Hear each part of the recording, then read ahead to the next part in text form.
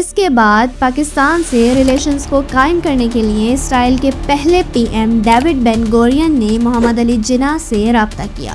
ابھی تک آپ سمجھتے ہوں گے کہ پاکستان اور اسرائیل ایک دوسرے کے بہت بڑے دشمن ہیں، لیکن ریالٹی اس سے ہٹ کر ہے۔ Pakistan and Israel have been on opposite sides in most wars.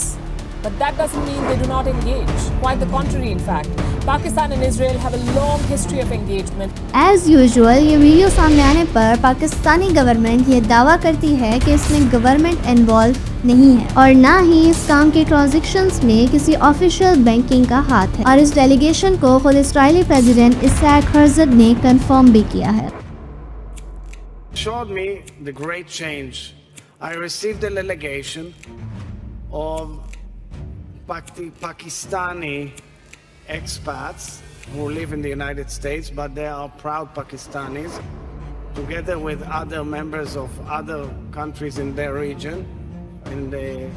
And I must say this was an amazing experience because we haven't had a group of Pakistani leaders in Israel ever in such scope. And that all stemmed from the Abraham Accords, meaning Jew and Muslim can dwell together in the region, of course.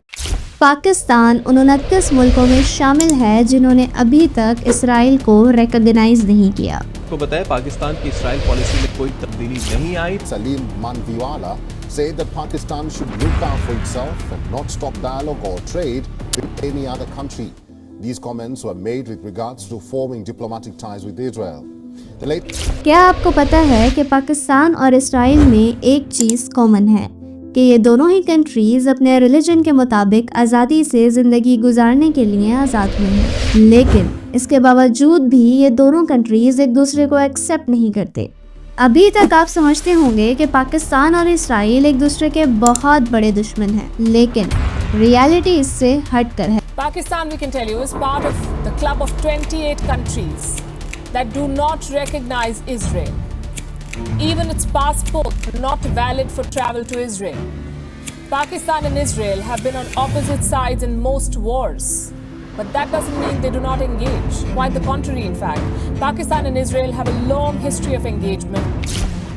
ابھی آپ کو لگ رہا ہوگا کہ میں کچھ بھی بول رہی ہوں، but I promise, just give me few minutes and I will explain you the whole game.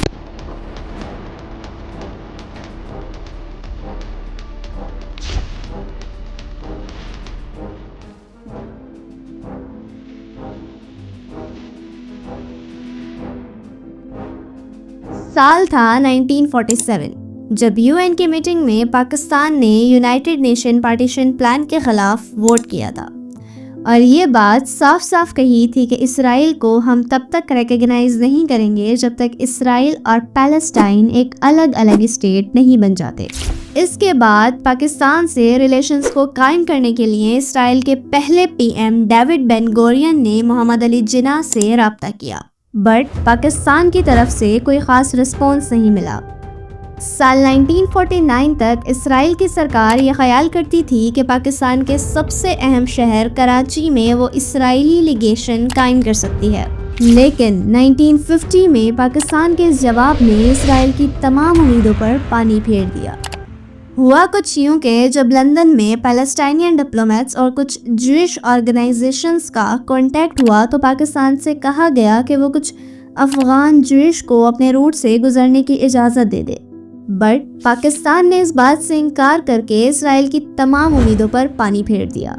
اس حادثے کے بعد پاکستانی فارن منسٹر ظفر اللہ خان اسرائیل کے خلاف ایک سخت پالیسی بھی رکھتے ہیں، لیکن یہاں پر یہ بات بھی سوچنے کی ہے کہ کبھی بھی کسی دوسرے کنٹری نے پاکستان اور اسرائیل کے درمیان ڈپلومیٹک ریلیشنز کو قائم کرنے کی کوشش نہیں کی، تو اس کا جواب ہے نہیں۔ پاکستان اور اسرائیل کے اپنے ہی لیڈرز نے کئی مرتبہ یہ کوشش کی ہے۔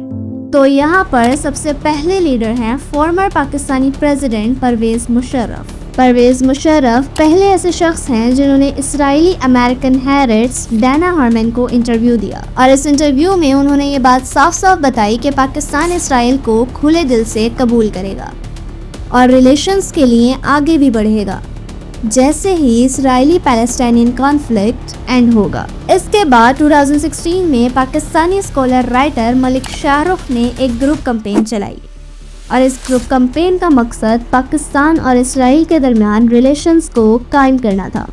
2017 میں اسرائیلی پرائم منسٹر نیتن یاہو نے انڈیا کے آفیشیل وزٹ پر یہ بات کہی تھی کہ اسرائیل پاکستان کا دشمن نہیں ہے اور نہ ہی پاکستان کو ہمارا دشمن ہونا چاہیے۔ پاکستان ٹوڈے کے اس آرٹیکل کو دیکھیے جس میں یہ رپورٹ کیا گیا کہ 15 ممبرز کا ایک ڈیلیگیشن جس میں پاکستانی اینکر احمد قریشی اور Pakistani Jewish businessman Fishel Benkhald شامل ہیں۔ یہاں پر جو میں نے نام لیا ہے فیصل بن کھال، یہ بڑا ہی امپورٹنٹ نیم ہے، اس کے بارے میں ہم آگے بات کریں گے۔ اب یہ جو ٹور تھا یہ American Muslim and multi faith women council اور شراکا گروپ نے آرگنائز کیا تھا، اور اس ڈیلیگیشن کو خود اسرائیلی پریزیڈنٹ اسحاق ہرزگ نے کنفرم بھی کیا ہے۔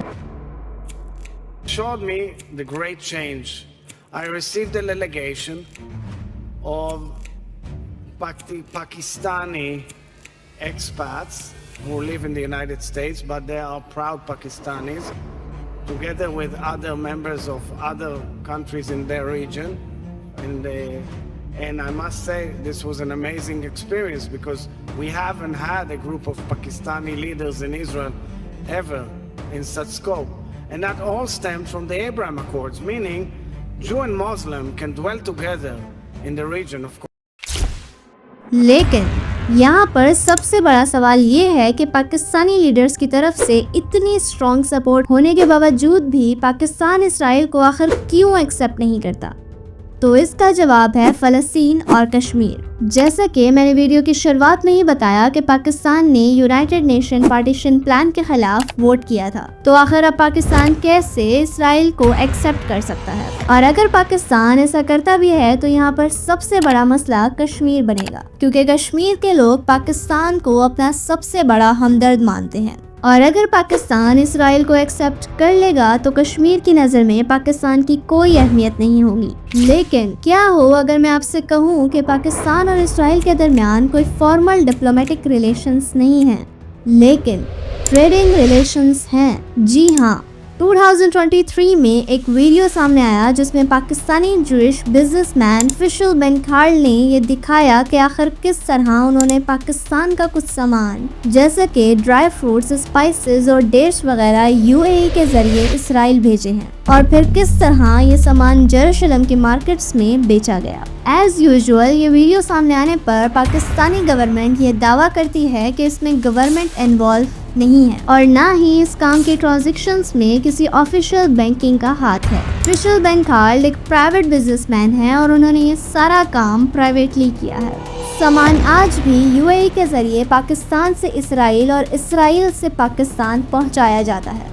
ٹریڈنگ اکنامکس کا یہ ڈیٹا دیکھیے جس میں یہ دکھایا گیا ہے کہ پاکستان اسرائیل سے یہ سارے پروڈکٹس امپورٹ کرتا ہے، لیکن اصل سوال تو یہ ہے کہ اتنے سارے کنٹریز میں سے یہ پرائیویٹ بزنس مین UAE کو کیوں کنسیڈر کرتے ہیں؟ So the answer is simple. Abraham Accords. Abraham Accords marked a significant shift in Middle East geopolitics as the signatories recognized Israel without waiting for a resolution to the Israeli-Palestinian conflict. The Accords are named after Abraham, a revered patriarch in Judaism, Christianity and Islam. So basically Abraham Accords UAE اور اسرائیل کے درمیان ایک trade agreement ہے جس سے UAE کو annually $10 billion کا profit بھی ہوتا ہے۔ UAE پاکستان سے 1188 کلومیٹر دور ہے اور اسرائیل سے 2501 کلومیٹر دور ہے، اور UAE ایک ایسا کنٹری ہے جس کے پاکستان اور اسرائیل ان دونوں کنٹریز سے ہی ٹریڈنگ ریلیشنز ہیں۔ اس لیے پرائیویٹ بزنس مینز کو آسانی ہوتی ہے اپنا سامان اسرائیل سے پاکستان اور پاکستان سے اسرائیل پہنچانے میں۔ ان آفیشیل ٹریڈ جتنا آسان دکھتا ہے اتنا رسکی بھی ہے۔ ان آفیشیل ٹریڈ ایک کنٹری کی سیکیورٹی کو لوز کرتا ہے اور اس کام کی ٹرانزیکشنز بھی فل آف رسک ہوتی ہیں۔ یہاں پر اصل سوال یہ اٹھایا جانا چاہیے کہ گورنمنٹ سب کو جانتے بوجھتے ہوئے بھی کوئی ایکشن کیوں نہیں لیتی؟ یا پھر ان پرائیویٹ بزنس مین کے خلاف کوئی سزا کیوں نہیں سناتی؟ اور اگر اسی طرح فشرمین خان جیسے پرائیویٹ بزنس مین اپنی من مرضیاں کرتے رہے تو کسی بھی عام سٹیزن کے لیے لا کو توڑنا آسان ہو جائے گا، اور پھر کوئی بھی شخص کسی آفیشیل اسٹیٹمنٹ کو کوئی اہمیت نہیں دے گا۔ Well this video ends here. آپ اس بارے میں کیا سوچتے ہیں ہمیں کمنٹس میں ضرور بتائیں، اور اگر آپ کو اس ویڈیو سے کوئی نہ کوئی انفارمیشن ملی ہو تو اس ویڈیو کو زیادہ سے زیادہ شیئر کریں۔